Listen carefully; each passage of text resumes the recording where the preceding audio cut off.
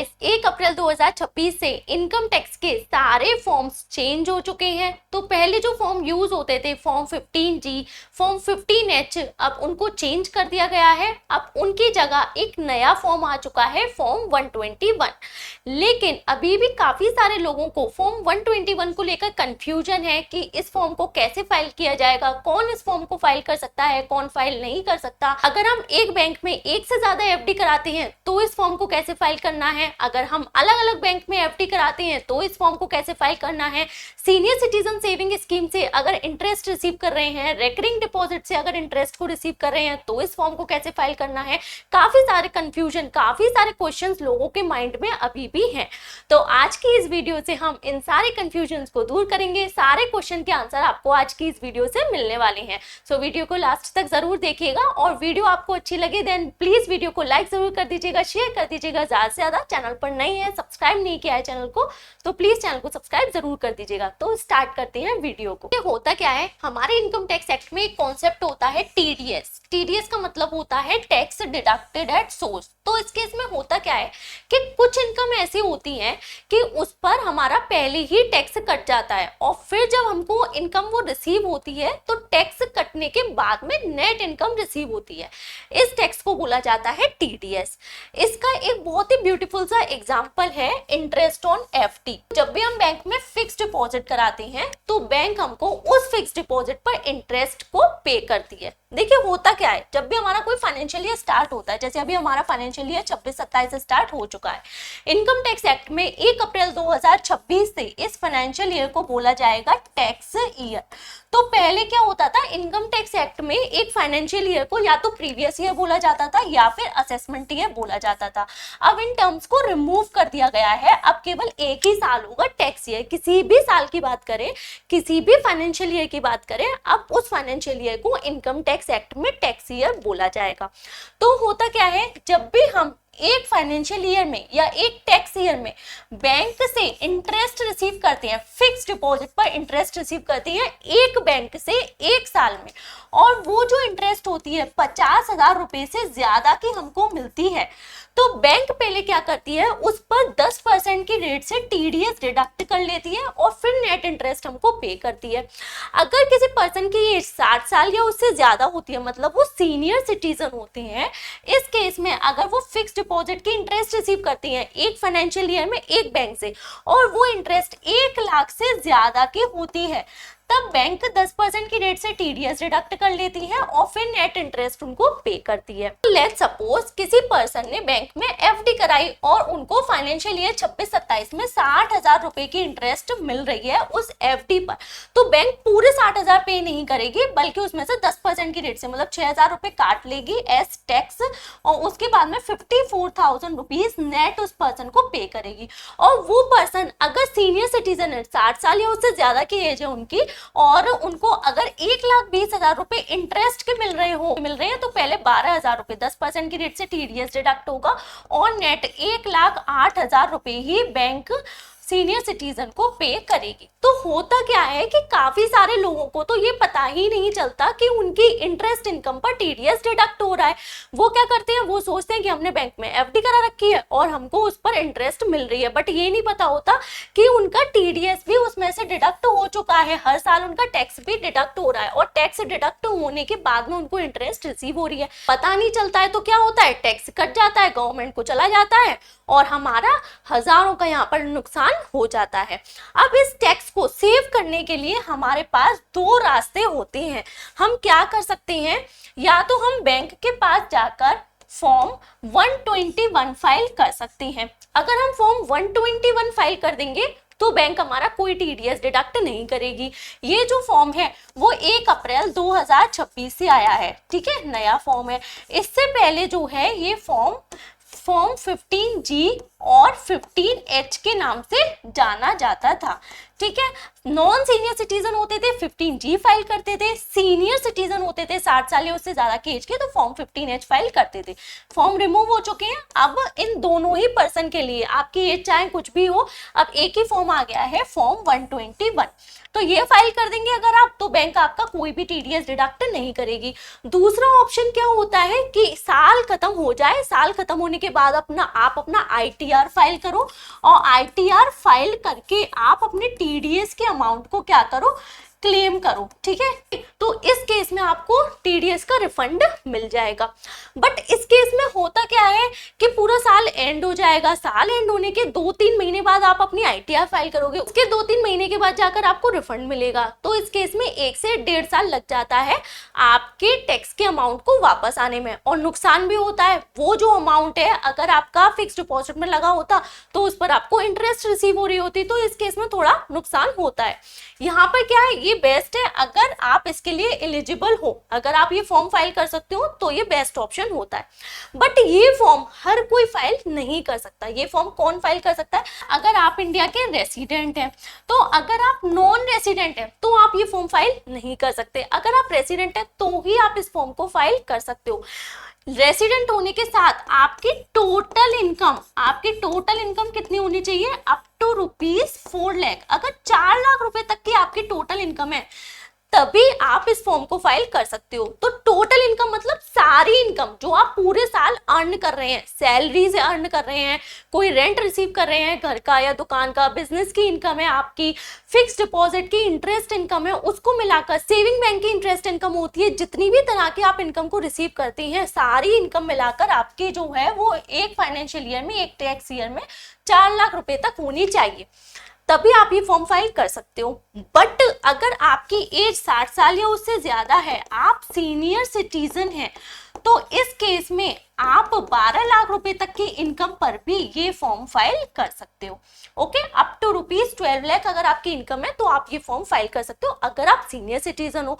ये जो लिमिट है इनका रीजन क्या है, क्योंकि इवेंचुअली अगर आपकी इनकम इस लिमिट के अंदर है तो आपका टैक्स 0 हो जाता है, आपको 0 टैक्स पे करना होता है, क्योंकि न्यू टैक्स रेजिम में 4 लाख रुपए तक की इनकम पर कोई टैक्स देना नहीं होता। ठीक है, यहाँ तक कि आपको अगर आपकी इनकम 4 लाख रुपए तक की है तो आपको ITR फाइल करने की भी जरूरत नहीं होती।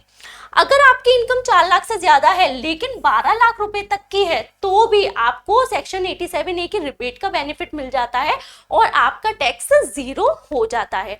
तो इसका मतलब क्या है, अगर आपका टैक्स 0 हो रहा है तो आप ये फॉर्म बैंक में जाकर फाइल कर सकते हो। तो देखिए 87A की रिबेट का बेनिफिट नॉन सीनियर सिटीजन को भी मिलता है। 12 लाख रुपए तक की इनकम पर टैक्स इन लोगों का भी 0 होता है जिनकी एज 60 साल से कम होती है। बट इस फॉर्म को फाइल करने के लिए गवर्नमेंट ने यहाँ पर केवल 4 लाख रुपए तक की लिमिट ही रखी है। तो नॉन सीनियर सिटीजन की अगर टोटल इनकम 4 लाख रुपए तक की है तो वो इस फॉर्म को फाइल कर सकते हैं, और सीनियर सिटीजन को स्पेशल बेनिफिट मिला है, अगर इनकी टोटल इनकम 12 लाख रुपए तक की है तो वो इस फॉर्म को फाइल कर सकती हैं।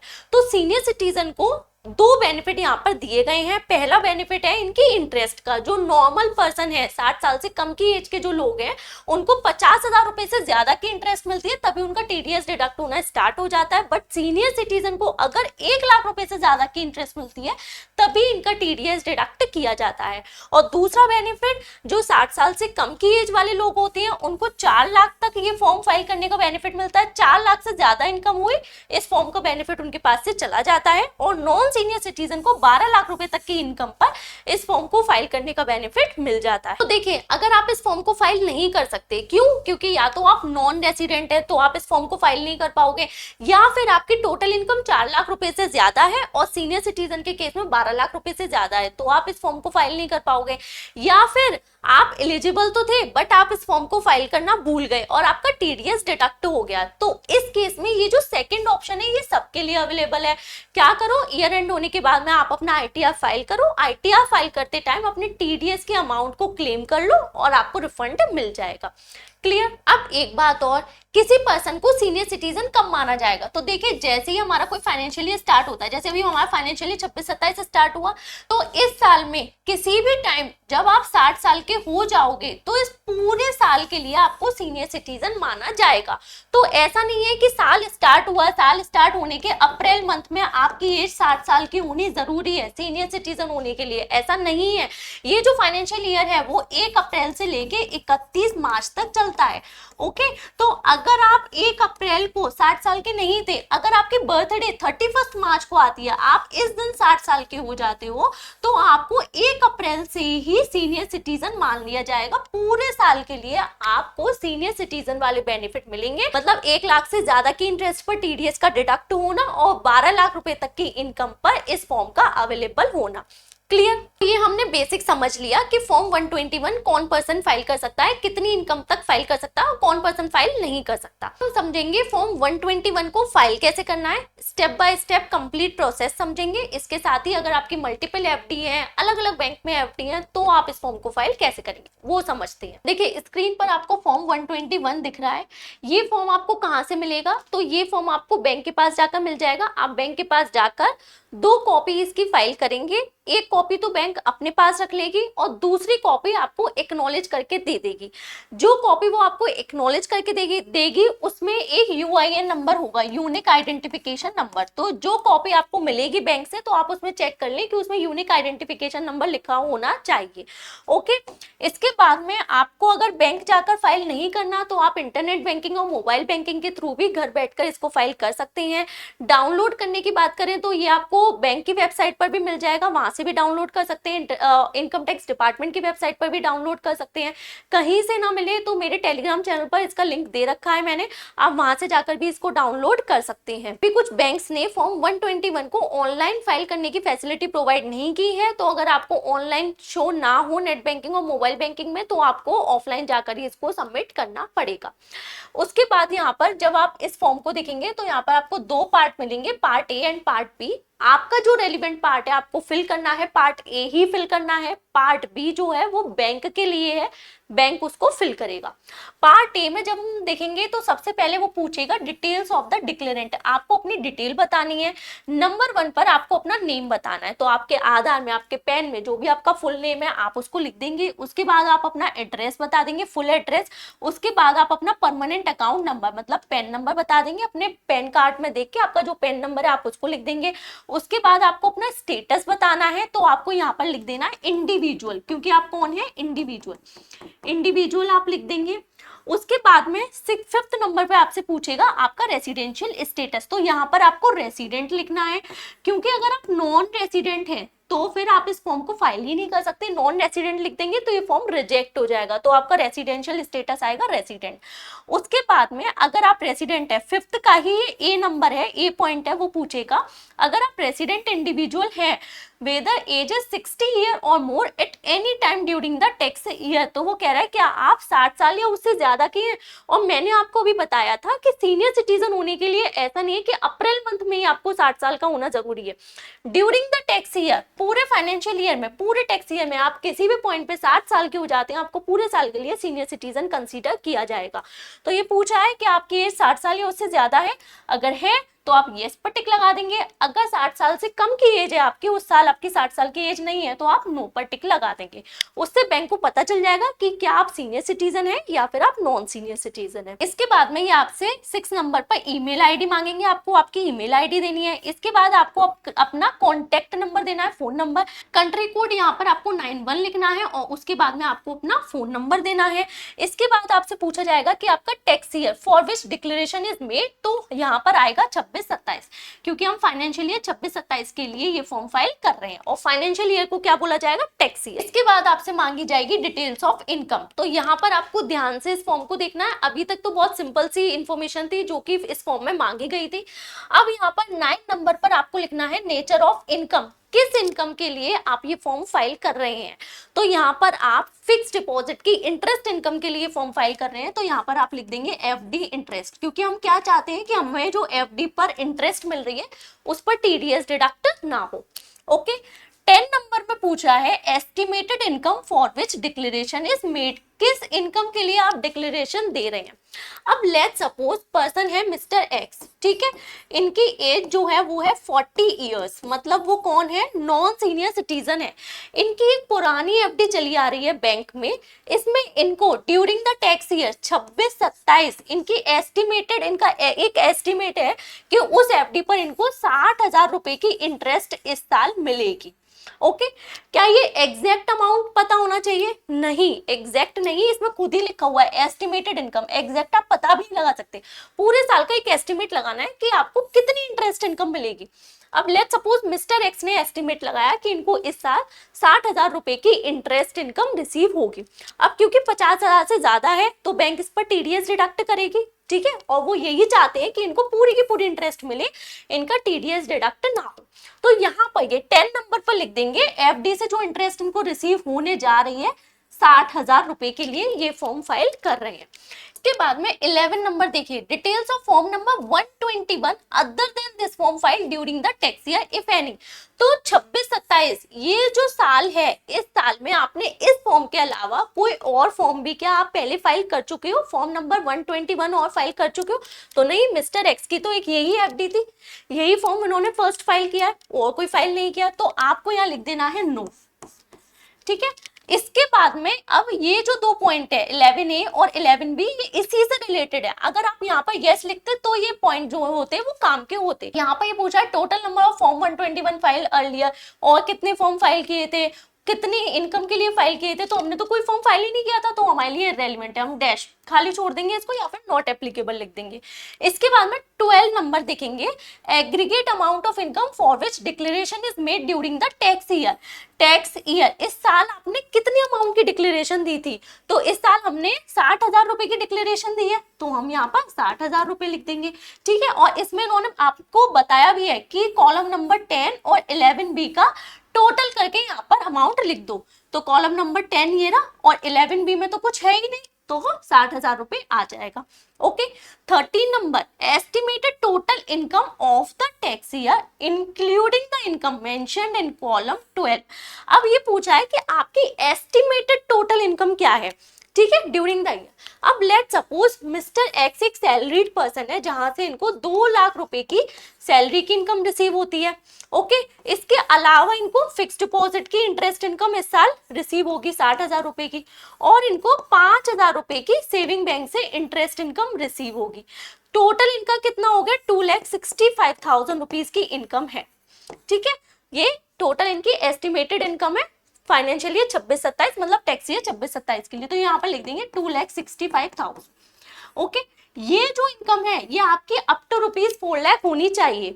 ओके, अगर 4 लाख से ज्यादा है, नॉन सीनियर सिटीजन के केस में 4 लाख रुपए तक होनी चाहिए, 4 लाख से ज्यादा है तो ये फॉर्म आपका रिजेक्ट हो जाएगा, फिर ये फॉर्म आप फाइल नहीं कर सकते, फाइल करेंगे तो फॉर्म रिजेक्ट हो जाएगा। और इसमें लिखा है कि कॉलम 12 में जो अमाउंट है उसको इंक्लूड करके लिखो। तो देखो कॉलम 12 ये था 60,000 रुपए, हमने इंक्लूड यहाँ पर कर दिया है, हम कर चुके हैं, ठीक है ना। तो फिक्स डिपॉजिट की जो इंटरेस्ट इनकम है आपको इस साल में होनी है, उसको भी कंसीडर करके आपको चलना है, ठीक है। पॉइंट नंबर 14 क्या है? Detail of the ITR filed for the previous 2 year. पिछले 2 सालों में अगर आपने आईटीआर फाइल की है तो उसकी डिटेल दे दो। हमारा जो साल है वो 26-27 चल रहा है, तो उसके पिछला साल क्या हो गया? 25-26, और उससे पिछला साल क्या हो गया? 24-25, तो इसकी डिटेल दे दो। अगर 25-26 की आईटीआर फाइल नहीं की तो 24-25 की और 23-24 की डिटेल दे दो। अगर एक ही साल की फाइल की तो एक ही साल की डिटेल दे दो, ठीक है। एक्नॉलेजमेंट नंबर आपने जब आईटीआर फाइल किया होगा उसमें लिखा होगा, वो लिख दो, और कितनी इनकम का आईटीआर फाइल किया था वो लिख दो, ठीक है। अगर है तो, नहीं है तो यहाँ पर आप नॉट एप्लीकेबल लिख दो, कोई दिक्कत नहीं है, ठीक है। ये तो बहुत इजी था। अगर आपके पास एक ही एफडी है तो उस केस में आपको फॉर्म कैसे फाइल करना है। ये सब हो जाने के बाद आपको अपनी डिक्लेरेशन देनी है, आपको अपना नेम लिखना है और यहाँ पर पेन नंबर लिख देना है। ओके, उसके बाद में और कुछ भी नहीं है, आपको यहाँ पर अपने सिग्नेचर कर देनी है, अपना नेम लिख देना है, इधर प्लेस लिख देना है कि किस जगह आपने ये फॉर्म फाइल किया है, और जिस डेट को फाइल करें वो लिख देना है। तो अब लेट सपोज मिस्टर एक्स ने क्या किया है, एसबीआई बैंक में, सेम बैंक में ही 26-27 में, ठीक है, लेट सपोज सितंबर 26 में एक न्यू एफडी कराई एसबीआई बैंक में ही, उसमें उनको 26-27 में, सितंबर 26 से लेके मार्च 27 तक की 20,000 रुपए की इंटरेस्ट इनकम रिसीव होनी है। अब देखिए ये जो इंटरेस्ट है 60,000 रुपए के लिए तो फॉर्म 121 फाइल कर चुके, अब ये जो 20,000 रुपए की इंटरेस्ट इनको रिसीव होनी है, क्या इसके लिए भी फॉर्म 121 फाइल किया जाएगा? क्योंकि ये जो इंटरेस्ट है वो 50,000 रुपए से तो कम है। अब बताइए क्या फॉर्म 121 फाइल किया जाएगा? देन आंसर इज यस, क्योंकि बैंक एक साल में टोटल 50,000 रुपए से ज्यादा की इंटरेस्ट अगर पे करती है तो आपका टीडीएस डिडक्ट होना स्टार्ट हो जाता है। अब यहाँ पे क्या है, टीडीएस आपका ऑलरेडी डिडक्ट होना था बट ये बच गया क्योंकि आपने फॉर्म 121 फाइल कर दिया। बट इस केस में क्या है, अब आपका टीडीएस यहाँ पर बैंक डिडक्ट कर लेगी क्योंकि वो आपको टोटल इंटरेस्ट एक साल में 26-27 में टोटल इंटरेस्ट कितनी दे रही है, 80,000 रुपए, जो कि 50,000 से ज्यादा है। तो इस केस में आपको 20,000 रुपए की एफडी के लिए भी फॉर्म 121 फाइल करना पड़ेगा। अब देखिए इस केस में बेसिक डिटेल तो सेम रहेगी, अब आपको यहाँ पर चेंज आएगा कि इनकम की डिटेल में आपको क्या क्या लिखना है। ठीक है, इसको देख लेते हैं। तो nature of income, fix deposit की इंटरेस्ट, ठीक है, एफडी इंटरेस्ट, यही आएगा पॉइंट नंबर 9 में। पॉइंट नंबर 10 में estimated income for which declaration is made. अब किस इनकम के लिए डिक्लेरेशन दे रहे हैं, 20,000 रुपए की इनकम के लिए, तो यहाँ पर 20,000 लिख देंगे। ठीक है, फिर 11 number, detail of form number 121 other than this filed during the tax year. ठीक है, तो इससे पहले आप कोई 26-27 में कोई और फॉर्म 121 फाइल कर चुके थे, देन यस हमने किया था, अभी हमने 60,000 रुपए के लिए किया था, तो यहाँ पर हम लिख देंगे यस। जैसे ही यहाँ पर यस आया, आपके लिए इसके जो सब पॉइंट है ए और बी वो भी रेलिवेंट हो जाएंगे। Total number of form number 121 file earlier, कितने फॉर्म फाइल किए थे, नंबर 1, एक फॉर्म हम पहले फाइल कर चुके हैं। Aggregate amount of income for which form number 121 were filed, तो कितनी इनकम के लिए फॉर्म 121 फाइल किया था, 60,000 रुपए की इंटरेस्ट इनकम के लिए किया था। ओके, अब point number 12, aggregate amount of income for which declaration is made during the tax year, तो आप पूरे साल में कितने अमाउंट के लिए डिक्लेरेशन दे चुके हैं, तो 60,000 रुपए के लिए पहले दी थी, फिर 20,000 रुपए के लिए 80,000 रुपए के लिए डिक्लेरेशन दे दी। और यहाँ पर आपको बोला भी है कि कॉलम नंबर 10 एंड 11 बी का सम कर दो, तो 10 जो है वो हो गया 20,000 रुपए और 11 बी में लिखा हुआ है 60,000 रुपए, तो इन दोनों का टोटल हमने कर दिया 80,000 रुपए। उसके बाद में 13 में पूछा है estimated total income of the tax year including the income mentioned in column number 12। तो अभी हमने निकाली थी estimated total income mister x की 2 लाख रुपए की सैलरी इनकम, 60,000 रुपए की जो पिछली इनकी पुरानी फिक्स डिपॉजिट से इंटरेस्ट इनकम हो रही थी, 5,000 रुपए की सेविंग बैंक की इंटरेस्ट, अब इनकी एक इनकम और इंक्रीज हो गई 20,000 रुपए वाली, जिसके लिए हम फॉर्म 121 फाइल कर रहे हैं। ठीक है, नई एफडी कराई थी, ये इंक्रीज हो गई, अब इनकी टोटल 2,85,000 रुपीज की इनकम हो गई एस्टिमेटेड इनकम। यहाँ पर अब ये लिख देंगे 2,85,000, अभी भी ये 4 लाख के अंदर अंदर है, तो ये फॉर्म इनका फाइल कर सकती है। ठीक है, उसके बाद में 14 में वो सेम चीज है कि प्रीवियस 2 इयर्स के जो आईटीआर है उसकी इंफॉर्मेशन आपको देनी है और फिर डिक्लेरेशन ये दे देंगे। ये चीज क्लियर हो गई। तो यहाँ पर क्या है कि 2 एफडी के केस में 2 फॉर्म 121 फाइल हुए, पहले 60,000 के लिए और फिर 20,000 रुपए के लिए, क्योंकि ड्यूरिंग द ईयर पूरे साल में आपकी जो टोटल इंटरेस्ट है वो 50,000 रुपए को एक्सीड कर गई थी, और एक बार इंटरेस्ट इनकम 50,000 रुपए को एक्सीड कर जाती है तो बैंक के पास जितनी भी उस साल में जितनी भी इंटरेस्ट इनकम बैंक आपको पे करती है, सेविंग बैंक के छोड़ के, सेविंग बैंक की इंटरेस्ट पर कभी टीडीएस डिडक्ट नहीं होता, उसको छोड़कर जो टाइम डिपॉजिट की, टर्म डिपॉजिट की इंटरेस्ट बैंक आपको पे करती है, सभी पर बैंक टीडीएस डिडक्ट करना स्टार्ट कर देती है। अब इस केस में कितने फॉर्म 121 फाइल हुए, 2। पहला फॉर्म आपको कब फाइल करना था, क्योंकि पुरानी एफडी थी, उस एफडी पर आपको अप्रैल महीने से ही इंटरेस्ट मिलनी स्टार्ट हो गई थी, तो आपको अप्रैल महीने में ही वो फॉर्म फाइल करना था, पहला फॉर्म। दूसरा फॉर्म आपको कब फाइल करना था, नई एफडी कराई थी सितंबर में, तो जब आप नई एफडी कराते हैं तभी के तभी उस एफडी के साथ में आपको ये फॉर्म फाइल करना होता है। ऐसा क्यों, क्योंकि जब भी बैंक आपको इंटरेस्ट क्रेडिट करती है उससे पहले ही आपको इस फॉर्म को फाइल कर देना चाहिए, अदरवाइज आप फॉर्म को फाइल नहीं करेंगे तो बैंक जब इंटरेस्ट क्रेडिट करेगी टीडीएस डिडक्ट करने के बाद करेगी, और एक बार टीडीएस डिडक्ट हो गया उसके बाद में आप फॉर्म फाइल कर रहे हैं तो फाइल करने का कोई मतलब नहीं होता, कोई बेनिफिट नहीं होता, क्योंकि जो टीडीएस है वो तो डिडक्ट हो गया, अब उसको बैंक रिवर्स नहीं करेगी। अब जो डिडक्टेड टीडीएस है उसको आप रिफंड कैसे क्लेम कर सकते हैं, उसका आईटीआर फाइल करके। तो एक बार टीडीएस डिडक्ट हो गया तो कोई दिक्कत नहीं है, अब आपके पास ऑप्शन है, आप आईटीआर फाइल करें और उसका रिफंड क्लेम करें। ओके, तो ये तो बात हो गई कि अगर हमारी एक बैंक में मल्टीपल एफडीज हैं या फिर अगर हम कोई नई एफडी कराते हैं ड्यूरिंग द ईयर तो हमको फॉर्म 121 कैसे फाइल करना है और कब फाइल करना है। अब क्वेश्चन ये आता है कि अगर हमारा मल्टीपल बैंक में एफडीज हैं तो उस केस में फॉर्म 121 कैसे फाइल करना है, उसको समझते हैं। तो लेट्स सपोज एक पर्सन है मिस्टर वाई, इनकी एज है 70 ईयर्स, तो मतलब ये सीनियर सिटीजन है। ठीक है, इन्होंने 3 बैंक में एफडी करा रखी है, ठीक है। कौन कौन सी बैंक में? एक एसबीआई बैंक में, एक इनकी पीएनबी में है और एक इनकी बैंक ऑफ बड़ौदा में है। जो एसबीआई बैंक है उसमें इनको 80,000 रुपीज का इंटरेस्ट रिसीव होना है ड्यूरिंग द ईयर 26-27, या हम 26-27 की बात कर रहे हैं, ओके। पीएनबी में इनको 1,20,000 रुपए की इंटरेस्ट रिसीव होनी है 26-27 में, और बैंक ऑफ बड़ौदा से इनको 1,40,000 रुपए की इंटरेस्ट रिसीव होनी है, ठीक है। तो देखिए क्योंकि ये सीनियर सिटीजन है, तो जब ये एक साल में एक बैंक से 1,00,000 रुपए से ज्यादा की इंटरेस्ट रिसीव करेंगे तभी बैंक इनका टीडीएस डिडक्ट करेगी। अब यहाँ पर 26-27 में ये एसबीआई से 80,000 रुपए की इंटरेस्ट रिसीव कर रहे हैं, तो यहाँ पर एसबीआई इनका कोई टीडीएस डिडक्ट नहीं करेगी, तो इस केस में इनको यहाँ पर फॉर्म 121 फाइल करने की भी जरूरत नहीं है। पीएनबी इनका टीडीएस डिडक्ट करेगी 1,00,000 से ज्यादा की इंटरेस्ट रिसीव कर रहे हो, बैंक ऑफ बड़ौदा भी इनका टीडीएस डिडक्ट करेगी बिकॉज 1,00,000 से ज्यादा की इंटरेस्ट रिसीव कर रहे हैं। अब लेट सपोज पहले ये पंजाब नेशनल बैंक के पास जाती हैं और फॉर्म 121 फाइल करती हैं। यहाँ पर इनको क्या क्या करना है, जो डिटेल्स हैं वो सेम रहेंगी, नेम लिख देना है, एड्रेस लिख देना है, पैन नंबर लिख देंगे, स्टेटस इंडिविजुअल लिख देंगे, रेसिडेंशियल स्टेटस रेसिडेंट लिख देंगे। यहाँ पर ये यस पर टिक लगा देंगे क्योंकि इनकी एज 60 साल से ज्यादा है। उसके बाद में अपना ईमेल आईडी लिख देंगे, 7 नंबर पर अपना कॉन्टेक्ट नंबर लिख देंगे, 91 कंट्री कोड और अपना फोन नंबर। उसके बाद में टैक्स ईयर लिख देंगे कि ये 26-27 के लिए ये फॉर्म फाइल करने जा रहे हैं। मेन पार्ट आता है डिटेल्स ऑफ इनकम। यहाँ पर ये कैसे फाइल करेंगे, देखिए नेचर ऑफ इनकम में लिख देंगे यहाँ पर एफडी इंटरेस्ट। उसके बाद में 10 number estimated income for which declaration is made. Estimated income कितनी है, 1,20,000 रुपए का ये एक्सपेक्ट कर रहे हैं कि फाइनेंशियल ईयर 26-27 में 1,20,000 रुपए की इंटरेस्ट इनको अपनी एफडी से मिल जाएगी, तो ये 1,20,000 रुपए लिख देंगे। उसके बाद में 11 number detail of form number 121 file during the tax year. तो इसके अलावा कोई और फॉर्म 121 फाइल किया नहीं, फर्स्ट बैंक तो यही है जहां पर ये फाइल करने गए, तो नो लिख देंगे। जैसे ही 11 नंबर नो आ जाता है तो जो इसके सब पॉइंट ए एंड बी है वो इररेलेवेंट हो जाती है, यहाँ पर आपको ब्लैंक छोड़ देना है या फिर नॉट एप्लीकेबल या फिर ऐसे डैश लगा देना है। 12 number aggregate amount of income for which declaration is made during the tax year. पूरे साल में कितनी इनकम के लिए डिक्लेरेशन दी है, तो अभी इनकी फर्स्ट डिक्लेरेशन है 1,20,000 रुपए के लिए ही अभी इन्होंने डिक्लेरेशन दी है, ठीक है।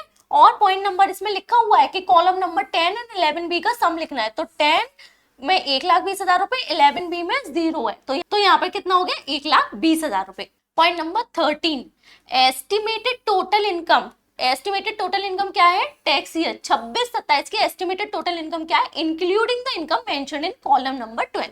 इसको इंक्लूड करने के बाद में इनकी टोटल इनकम क्या है। अब देखते हैं मिस्टर वाई को 26-27 में कौन कौन सी इनकम होती है, जितनी भी इनकम होती है सबको टोटल कर लेंगे, ठीक है। और कैसे करेंगे, एस्टिमेटेड बेसिस पे। तो इनको 4,00,000 रुपए की लेट सपोज पेंशन इनकम मिलती है, 2,00,000 रुपए का इनको किराए की इनकम मिलती है कि इन्होंने घर किराए पर चढ़ा रखा है उसकी, बाकी की ये 3 एफडी की इंटरेस्ट इनकम है वो मिलेंगी इनको 80,000 रुपए, एसबीआई की पीएनबी से 1,20,000 रुपए और बीओबी से 1,40,000 रुपए, और इनके सेविंग बैंक का अकाउंट भी है तो उसकी इंटरेस्ट भी मिलेगी। तो लेट सपोज 5,000 रुपीज की इनकी अंदाजा लगाते हैं पूरे साल में 5,000 रुपए की इंटरेस्ट वहां से हो जाएगी।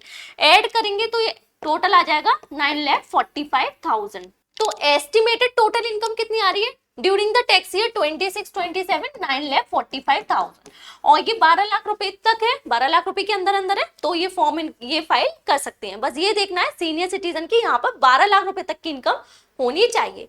उसके बाद में ये अपनी पिछले 2 सालों की जो भी आईटीआर इन्होंने फाइल किया उसकी ये डिटेल दे देंगे, फाइल की है तो ठीक है, नहीं फाइल की तो यहाँ पर ये लिख देंगे नॉट एप्लीकेबल, ओके। उसके बाद सेम चीज है, अपना नाम लिखना है, अपना पेन नंबर देना है, और इसके बाद में यहाँ पर अपने सिग्नेचर करनी है, अपना नेम लिखना है, प्लेस लिखना है और डेट जिस दिन फॉर्म फाइल किया है, ओके। इस तरह से इनका जो फॉर्म है यहाँ पर पीएनबी में ये सबमिट हो जाएगा, ओके।